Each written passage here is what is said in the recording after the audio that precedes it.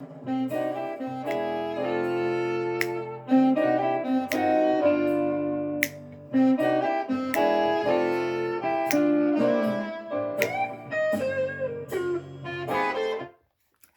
guys, Eddie back with Couch Talk. Welcome back to the show. If it's your first time with me, welcome to the show. Guys, please hit like, please hit subscribe, turn your notifications on. I promise if you stick with me, I will earn your viewership. And guys, I need all the help I can get. Wanted to talk today about the merits of capitalism and kind of contrast that against the merits of socialism. Because I think both of these systems are kind of like this like age-old battle, right? It's like this capitalism versus socialism. And I think what happens a lot of the time when these discussions take place is both kind of sides ignore the merits of the opposing side. And I think it's important to acknowledge the merits of each side and to acknowledge the benefits of capitalism and the benefits of socialism and try to put them together to kind of get the best of both worlds, because it is possible, believe it or not.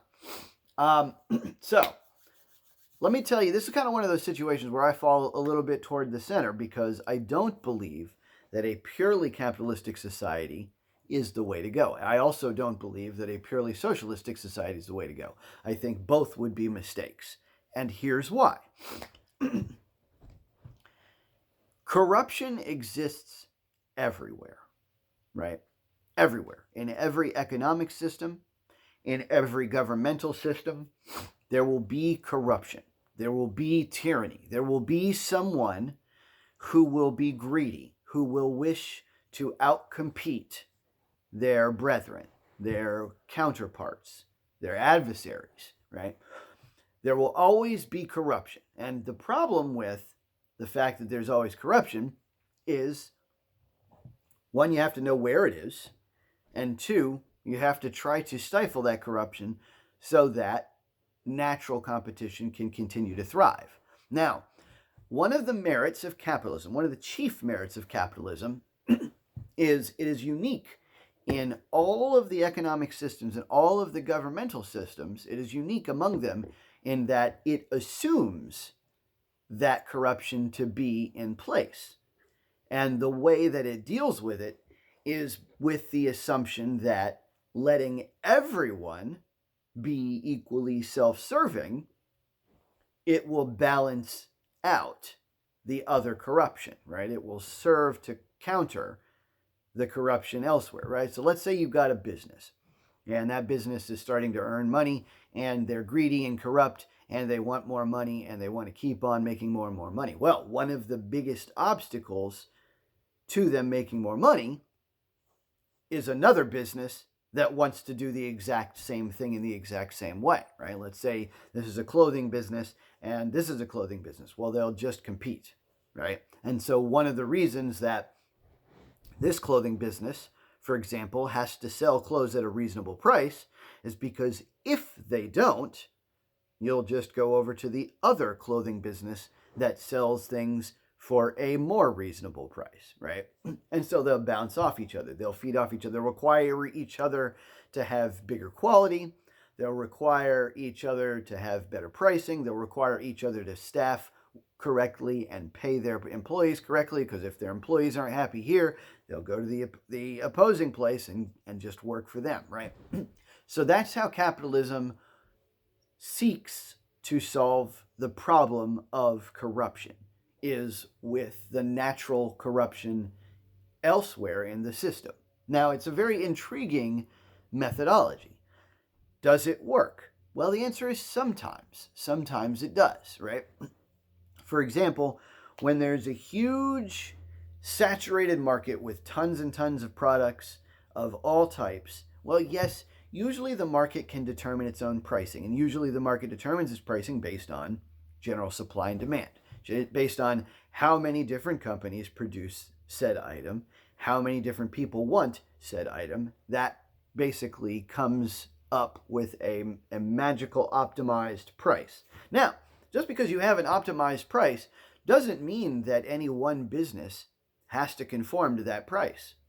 They can be outside the market, or they can try to use marketing or advertising to make everybody think that their price is competitive, or to make everybody think that their quality is superior and therefore merits a better price.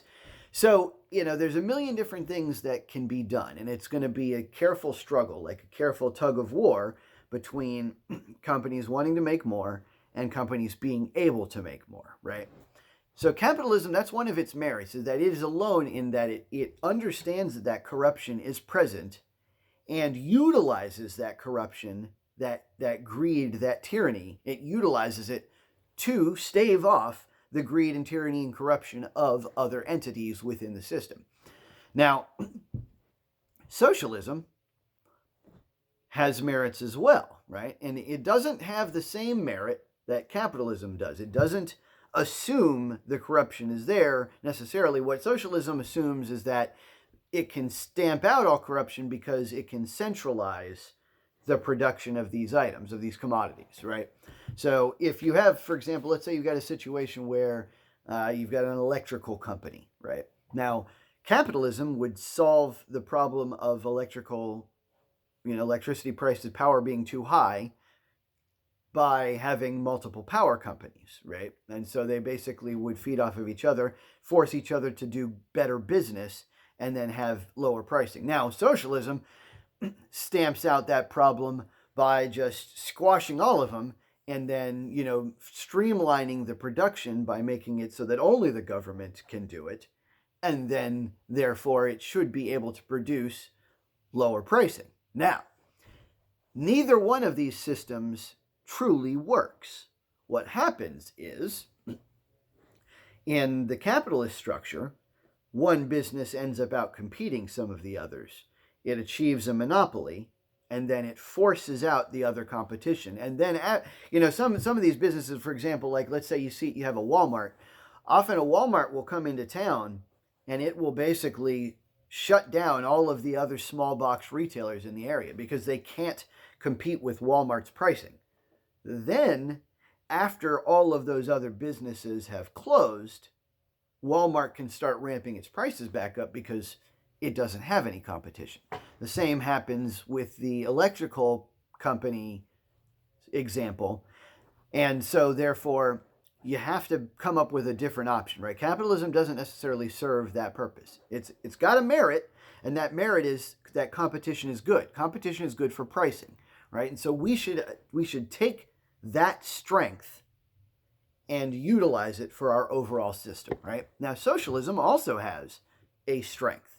In that situation with the electrical company, socialism's strength is that without all of the clutter of, like, let's say you have, 25 different companies having 25 different power lines and having to share bandwidth and having to share, resources and having to share locations and, and the whole thing.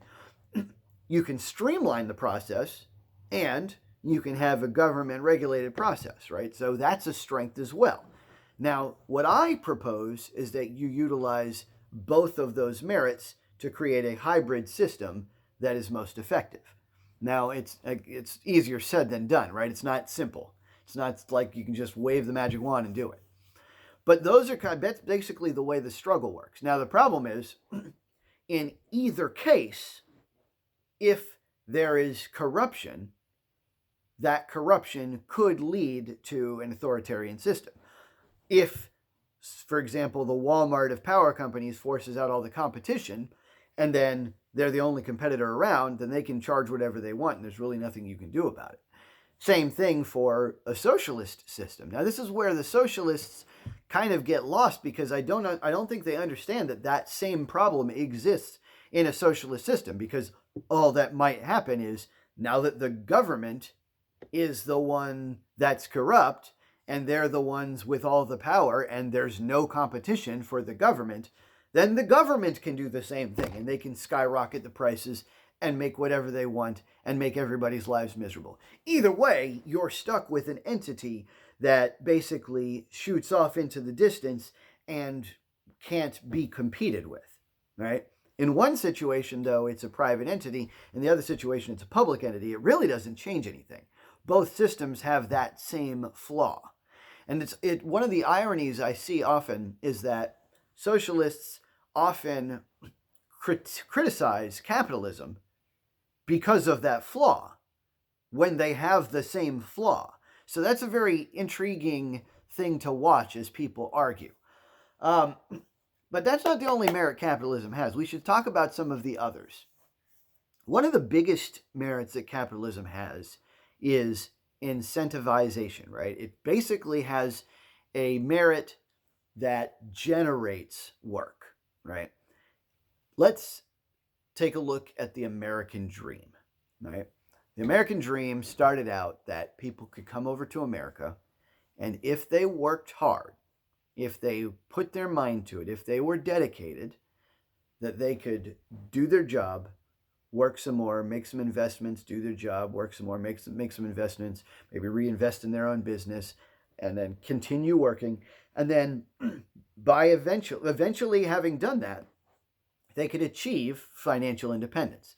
Either they will have built their own business, their own empire, or they will have achieved retirement, or they will have basically created a life for themselves and their family that is a life of luxury and comfort. And that is the American dream. Now, eventually, capitalism became, in my mind, a limitation to that dream, because eventually the monopolization of certain industries turned into the inability to achieve that dream. And so, of course, we made some modifications. We made some antitrust laws.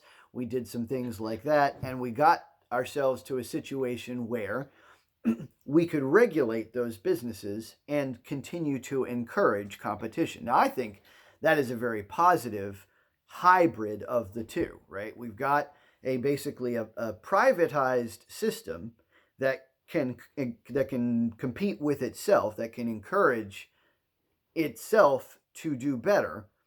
Meanwhile, we have a government regulation that requires it not to get to the point where it gets so imbalanced where competition can no longer take place. I think that's the best case scenario.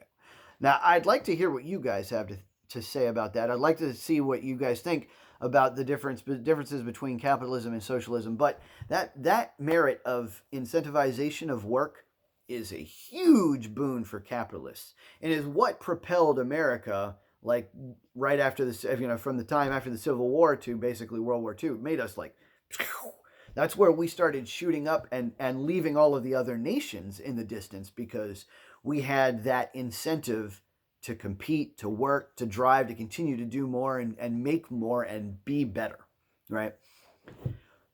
So that's a huge merit. Now, in the socialist government, in the socialist economy, you don't really have that merit, right? Like a lot of socialists push for things like, minimum wages that are just insane, like $15, $20, $30 an hour.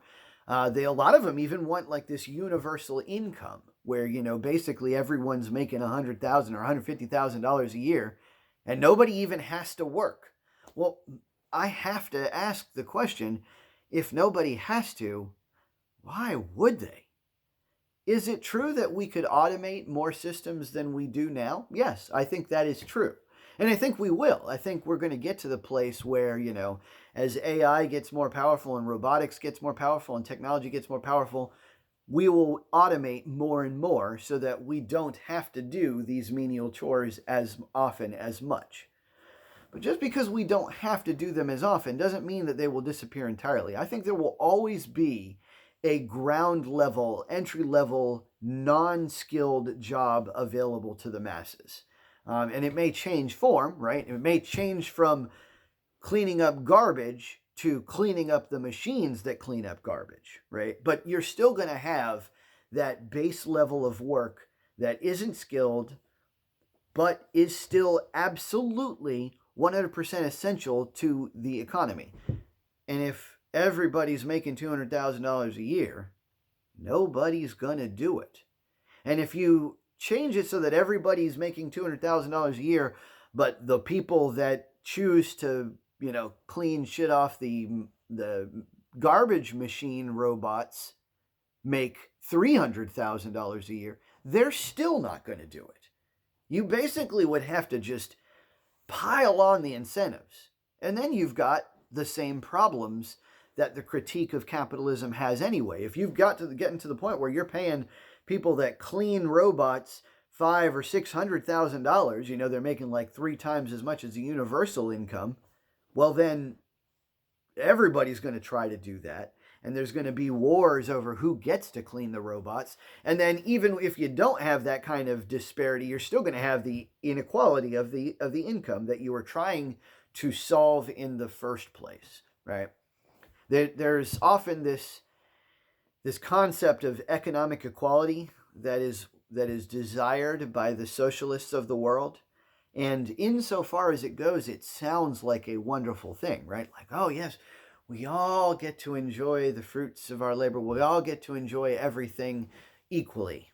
But then the problem is the people who are most productive in society, the people who increase our technology, who increase our medical capability, the people who really push us into the next level of American industry, they only do it because they know they're going to get fabulously wealthy if they succeed. And there are so many people who try to do it that fail miserably and fall off into nothingness who we never hear about. And the reason that people continue to try to do it, despite that risk, despite the fact that they're leaping off a cliff without a safety net, they're basically all trying to hit that jackpot and get filthy rich. But if we take away that incentive, if we remove that incentive because everybody's going to do the same, get the same amount of work, and everybody's going to get the same amount of money, then there will be no entry-level workers underneath that person to work, and they won't really have the ability to get us to that next point. One of the biggest critiques I have with the socialist form of economy is there's often the assumption that money is a zero-sum game, right? Like where let's say you've got, these two guys, right? And there's only a certain amount of money in the system, let's say $400,000. And if this guy gets 300,000 of it, that this guy has to lose it and get down to 100,000, right? Let's say they started out even at 200. If this guy makes more, this guy makes less. There is no such thing as a zero-sum economic game, because what happens is the things that we think of as wealth, the goods, the commodities that generate wealth, the assets that are wealth in human society, are basically just a transformation of what would otherwise be a natural resource and adding labor. But the problem is, as you add labor, you're actually increasing wealth. You're increasing assets. So let's say you've got a field, right? And there's nothing on this field, and that field is worth a certain amount. But if you plant a wheat section, then you have fundamentally increased the overall wealth in that area. Now you have to work at it. You have to, till the wheat. You have to, separate the chaff, everything, right? So you've got to get to the point where you're producing that product. But as you produce that product, you are generating more and more wealth. So in this zero-sum game that they perceive, where you're stuck with 200,000 and 200,000, when somebody starts making more, this person doesn't have to make less. They can make, in fact, often they make more too. But what happens is one person makes a lot more, and so the assumption is because there's that huge disparity, because there's that huge pay gap, that's inherently a bad thing.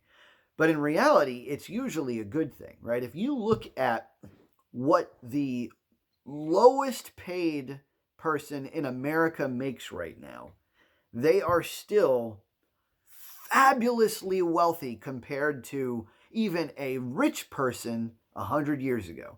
Even compared to, a rich person in another nation may not experience the same quality of life as someone in America or even some of the other nations that have good standard of living. Like, for example, Australia's pretty good, Sweden's pretty good.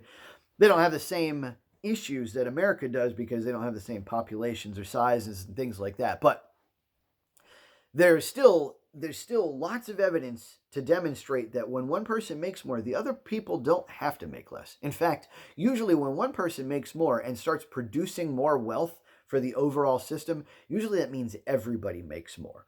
It may not be at the same level, right? That one person who's discovered a new cure to a disease, he may make way more than everybody else, but he still produced a cure to a disease that everyone gets to share in, assuming they have the money to buy it, right? That person that, gets us to the next planet, so we're a multi-planetary species, he may be rich. He may have the ability to start mining on Mars where nobody else has it, right? But then he has the resources from Mars, and everyone starts sharing in those resources. It's one of those things where just because somebody else gets rich doesn't mean everybody else gets poorer. That's an inherent fallacy of the socialist thought, right?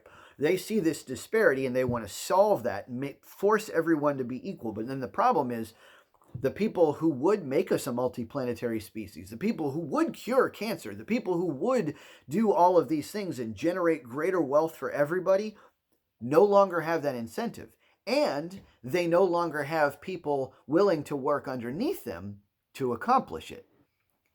Now, one counter to this, one answer that socialist thought usually brings is, oh yeah, they still have that structure, they'll still have the hierarchies, we'll just elect a leader in each industry that we like.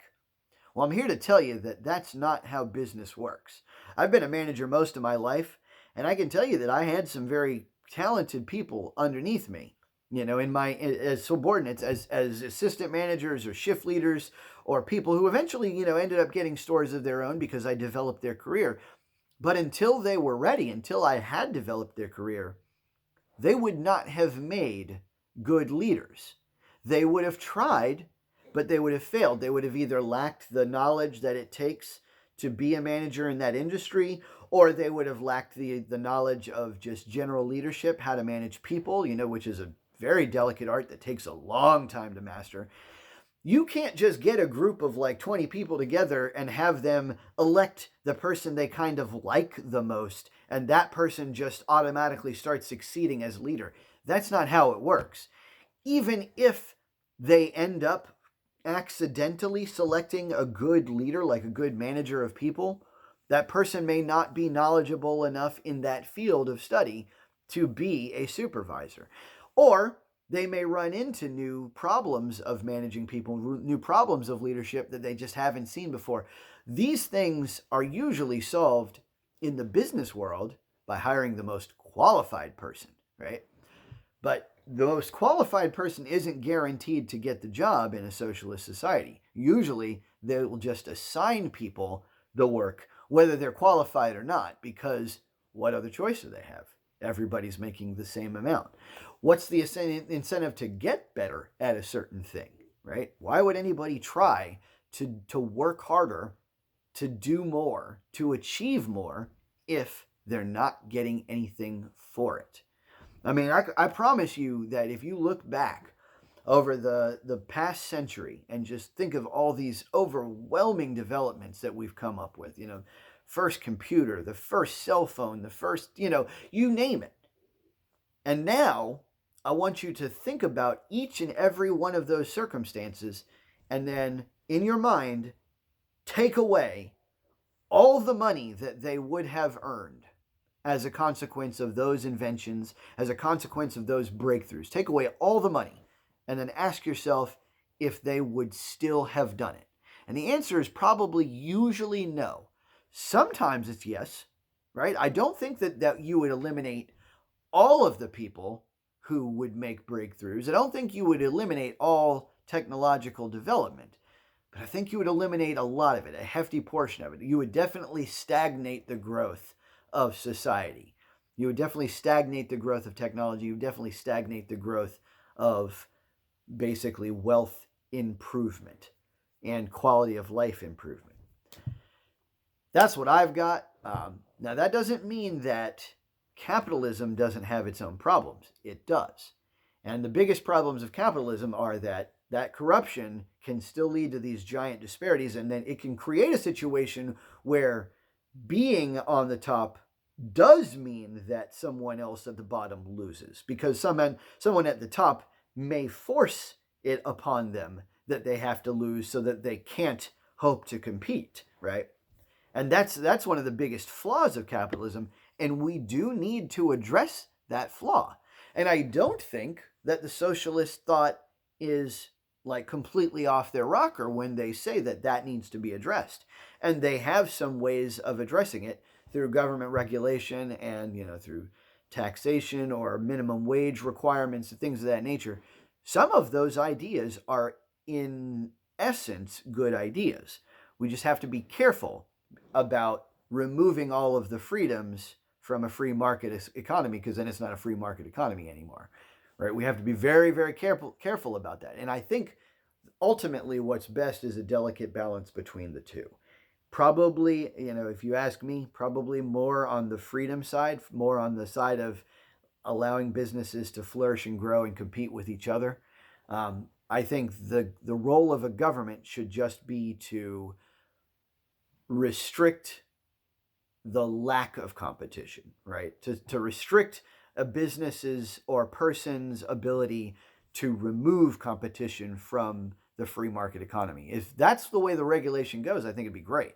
When the regulation starts going in the other direction, where they start restricting the businesses themselves, forcing them all to conform to the same thing, to make the same thing, to be the same thing, that's when you're in trouble. That's when you've gotten to the point where the socialist idea has taken over like a crab and has locked its tentacles around all of the different business components and have seized them and held them in place. When that happens, it's true that you will have less competition and less inequality, but you will also have less overall wealth, less overall understanding and incentive for greater technological improvements, for greater growth in the economy. That's what I got for you. Tell me what you guys think below. Put your comments in, and I'd love to hear what everybody thinks about the balance between socialism and capitalism. I think that they're both right about some things, but I think overall capitalism achieved things that no one else has in the past. And that's what put America on the map. It's what made us powerful. It's what made us great. And I don't see any reason to stop that. I think that the American dream is an important one. I think that someone should be able to work hard, learn, study, work harder, invest in yourself, work hard, invest in yourself, work hard, and then exhibit a life of luxury and financial freedom and independence because of your own work.